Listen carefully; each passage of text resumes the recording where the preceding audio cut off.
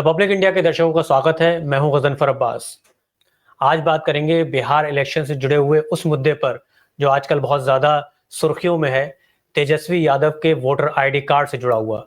तेजस्वी यादव ने जब से प्रेस कॉन्फ्रेंस करके ये कहा है कि उनका नाम वोटर लिस्ट में नहीं है और जो वोटर आईडी कार्ड में इपिक नंबर उन्होंने शो किया, और यकायक उसके बाद इलेक्शन कमीशन और बीजेपी दोनों ने तेजस्वी यादव के आरोपों को झुठला दिया। बीजेपी की तरफ से जैसे ही तेजस्वी यादव के खिलाफ जांच की मांग उठी, उनके वोटर आईडी कार्ड के शिनाख्त करने की मांग उठी, उसके ठीक अगले दिन इलेक्शन कमीशन ने नोटिस जारी करके तेजस्वी यादव से कहा कि जो वोटर आईडी कार्ड उन्होंने अपनी प्रेस कॉन्फ्रेंस में दिखाया था वो इलेक्शन कमीशन को हैंडओवर कर दें और उससे जुड़ी हुई तमाम डिटेल्स भी इलेक्शन कमीशन को दे दें, जिससे उसकी जांच की जा सके। यहाँ पर एक पेज है जो हम आपको स्टोरी में आगे बताएंगे कि इलेक्शन कमीशन ने जो ये voter ID card Tejashwi Yadav से मांगा है, ऐसा क्यों है। असल में मामला ये है कि तेजस्वी यादव ने जब प्रेस कॉन्फ्रेंस करके जिस इपिक नंबर के आधार पर अपने वोटर आईडी कार्ड के बारे में ये बताया था कि उनका नाम वोटर लिस्ट में नहीं है, उसके बारे में इलेक्शन कमीशन ने ये कहा था कि असल में ये इपिक नंबर तेजस्वी यादव का है ही नहीं और उनका जो ईपीआईसी नंबर है वो कोई दूसरा है, जिस पर उन्होंने पिछली बार जब इलेक्शन लड़ा था 2020 का बिहार का जो चुनाव हुआ था उसमें अपने एफिडेविट में कोई दूसरा वोटर आईडी कार्ड लगाया था और वही डिटेल इलेक्शन कमीशन के पास है और वही डिटेल इलेक्शन कमीशन की वेबसाइट पर भी मौजूद है। लेकिन इलेक्शन कमीशन का ये बयान आने से पहले बीजेपी की ट्रोल आर्मी और बीजेपी का जो आईटी सेल है वो सोशल मीडिया पर एक्टिव हो गया और तमाम तरह के सवालात करने लगा और दो तरह के फोटोज वायरल होने लगे, जिसमें एक तरफ ये कहा गया कि तेजस्वी यादव जो वोटर आईडी कार्ड दिखा रहे हैं वो असल में फेक है, नकली है और उनके पास दो दो वोटर आईडी कार्ड हैं और इस तरीके से वो गैर कानूनी काम कर रहे हैं और इलेक्शन कमीशन को धोखा दे रहे हैं। और सवाल पूछा गया कि उनके पास दो दो वोटर आईडी कार्ड आए कैसे। बीजेपी की आईटी सेल और इनकी जो ट्रोल आर्मी है उसकी तरफ से कई तरह के स्क्रीनशॉट्स ट्विटर पर और दूसरे सोशल मीडिया प्लेटफॉर्म पर वायरल होने लगे और तेजस्वी यादव के खिलाफ एक पॉलिटिकल माहौल बहुत अच्छे से तैयार करने की कोशिश की गई। अब आपको बताते हैं इन दो ईपीआईसी नंबर की कहानी और इनकी डिटेल्स के बारे में कुछ इंपॉर्टेंट इंफॉर्मेशन। तेजस्वी यादव ने अपना जो voter ID card press conference में शो किया था, जिसके बारे में उन्होंने ये दावा किया था कि जब ईपीआईसी नंबर को जो इलेक्शन कमीशन की वेबसाइट है जिसमें वोटर लिस्ट चेक होती है, जब वहां पर एंटर करते हैं तो उनका नाम वहां पर शो नहीं हो रहा। जो ईपीआईसी नंबर तेजस्वी यादव ने शो किया था वो इस तरीके से है RAB 29161220। इस पर जो तेजस्वी यादव का मकान नंबर शो हो रहा है वो है मकान नंबर 107। इस विवाद को और ज्यादा पॉलिटिकल कंट्रोवर्सी में हवा देने के लिए बीजेपी की ट्रोल आर्मी ने एक फोटो शेयर करना शुरू किया जिसमें मकान नंबर 107 शो हो रहा है। और मजेदार बात यह है कि उस पूरी लिस्ट में जितने भी लोग वहां पे दिखाई दे रहे हैं सभी का मकान नंबर 107 ही है, जिस पर इलेक्शन कमीशन का मजाक उड़ाते हुए राष्ट्रीय जनता दल के ट्विटर हैंडल से अब वो फोटो शेयर करके आरजेडी ने इलेक्शन कमीशन से पूछा है कि क्या ये जो पूरी लिस्ट है इसमें मकान नंबर 107 में इतने सारे लोग रह रहे हैं, क्यों ना इसको एक जिला घोषित कर दिया जाए। इसके बाद बीजेपी को या बीजेपी की ट्रोल आर्मी को जवाब देते नहीं बन रहा है और ना ही इलेक्शन कमीशन की तरफ से अभी इस पर कोई बयान जारी हुआ है। ये जो ईपीआईसी नंबर तेजस्वी यादव की तरफ से शो किया गया था यही वो नंबर है जिसको इलेक्शन कमीशन ने झुठला दिया है,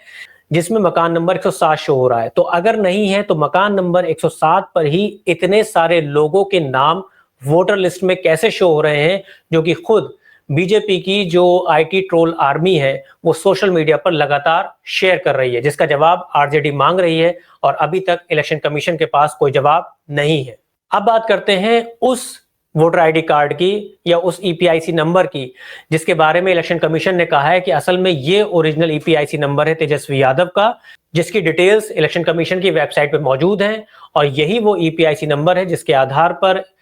तेजस्वी यादव ने पिछला इलेक्शन लड़ा था और यही ओरिजिनल है। और जो दूसरा जो प्रेस कॉन्फ्रेंस में तेजस्वी यादव ने दिखाया था वो फेक है। जो ओरिजिनल ईपीआईसी नंबर का दावा इलेक्शन कमीशन की तरफ से किया गया है उसका नंबर है RAB 04562228।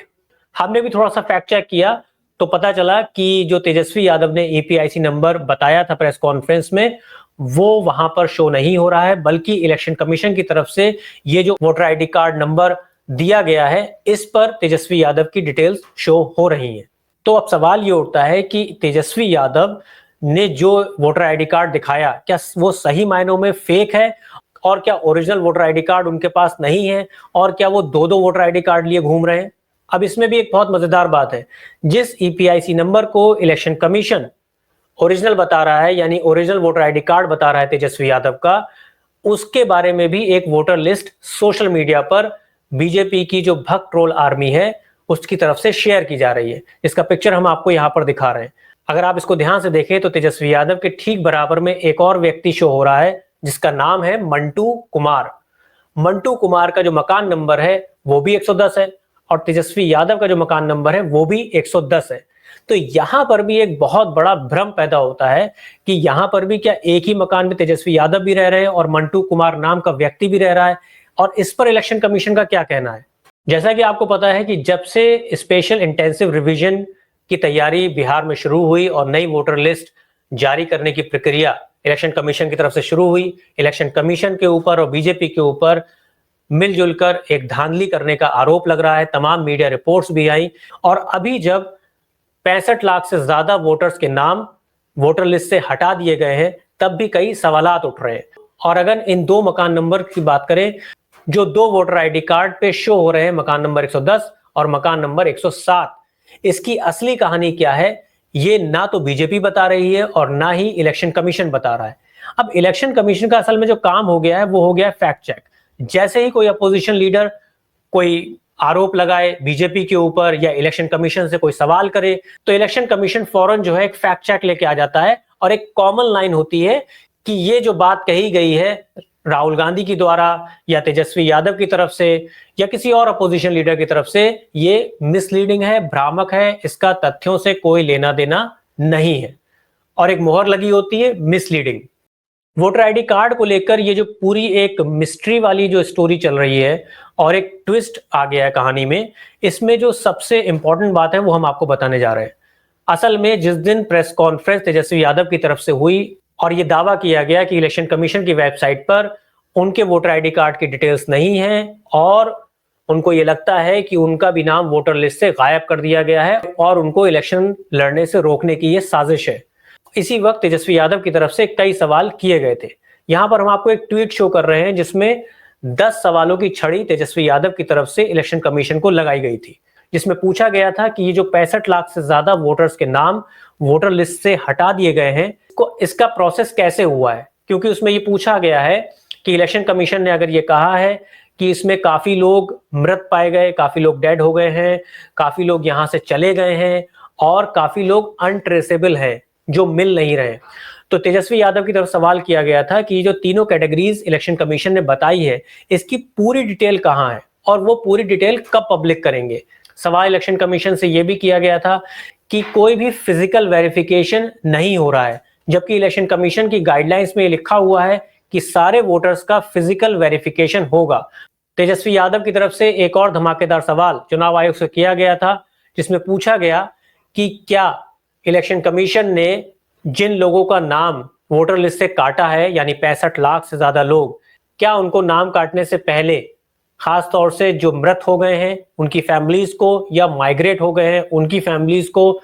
उनको उनके एड्रेस पर नोटिस दिया गया था। एक और सवाल किया गया था कि जिन लोगों का भी वेरिफिकेशन हो रहा है, क्या उनको कोई रसीद दी गई, जबकि इसमें लिखा हुआ है इलेक्शन कमीशन के रूल्स में कि उनको एक रसीद दी जाएगी कि उनका वेरिफिकेशन हो गया है। ग्राउंड रिपोर्ट्स के आधार पर तेजस्वी यादव की तरफ से इसी सवाल में यह दावा किया गया था कि 1% से भी कम की आबादी है बिहार के उन वोटर्स की जिनको एक्नॉलेजमेंट रिसीप्ट मिली है वेरिफिकेशन के बाद।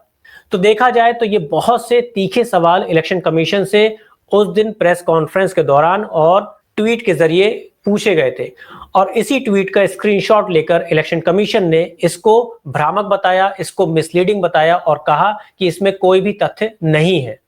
अब यहां पर सबसे इंपॉर्टेंट सवाल यह उठता है कि इलेक्शन कमीशन ने जो नोटिस जारी करके तेजस्वी यादव का वोटर आईडी कार्ड मांगा है, जिसको इलेक्शन कमीशन ये बता रहा है कि वो फेक है, जाली है और इसका वो इन्वेस्टिगेशन करेंगे।